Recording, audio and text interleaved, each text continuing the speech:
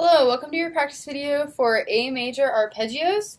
You can find this on page 30 of your book, but do remember that it's not good for your kids to read too much music at this stage. We're just starting out in book one. We're still training the ears a lot.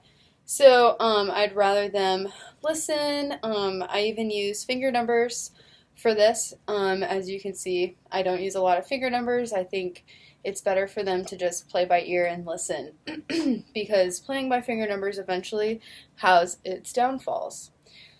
So this is how I like to start the arpeggios in the lesson.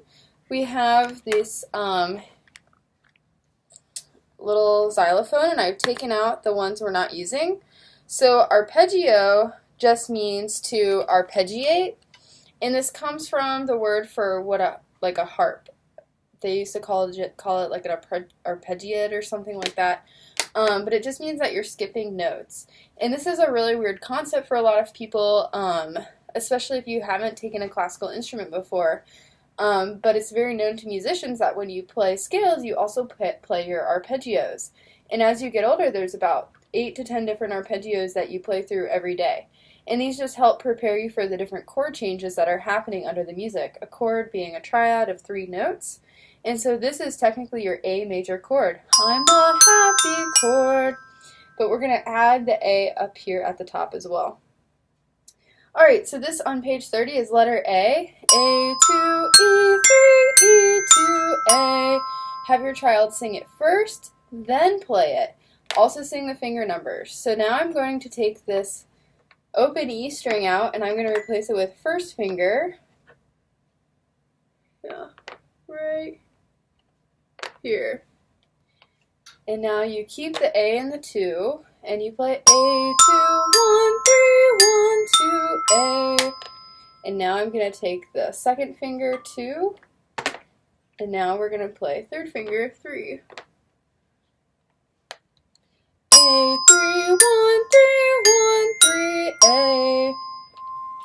And so a lot of students ask, well, what string is the third finger on? What string is the second finger on? And I just encourage them to use their ears. So here's your A string, A2. So does it sound like that 2 is more the color of the A string, like kind of warm but still bright? Or is it as bright as the E string? And it's even brighter. So that's a 2 on the E. 2. Here's a 2 on the A.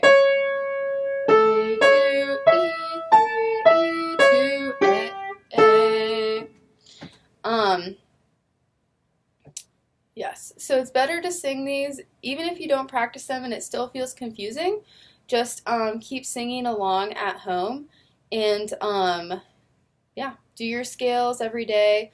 TikToks will help your string crossings, because essentially a string crossing is just a little tick-tock.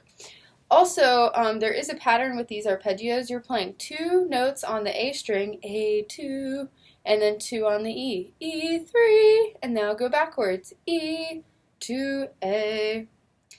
There's also a little questionnaire at the bottom of this page 30, and I normally don't take a lot of time to read this in the lessons. We just had so many things happening.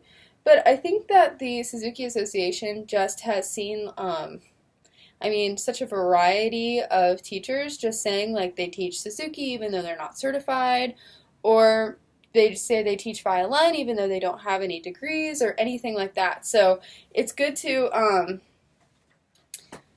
they want their students to be consistent. Anyway, so questions teachers and parents should ask every day. Are the students listening to the CD at home every day?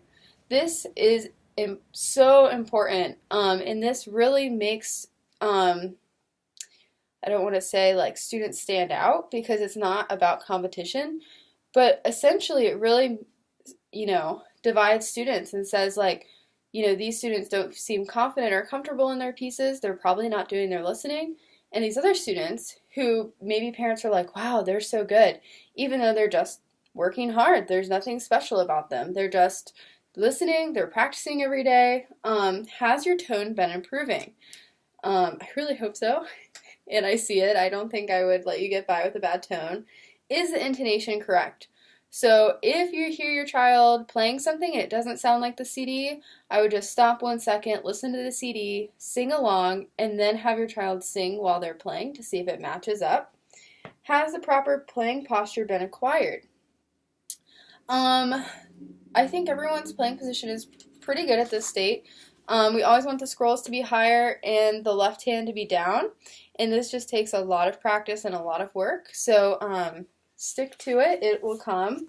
And is the bow being held correctly? I think everyone's bow holds are really, really good. We want to make sure that your fingers are spread out the same distance, and now that they've moved from their bow hold underneath the frog and coming to here, it's a lot harder to bend the thumb. So that does take some time, but I think everyone's doing a really great job. So good luck with your arpeggios. I hope this helped. And these take time. They'll feel very easy in a couple of months, and I already see students making strides with these in your lessons. So great job, and good luck practicing.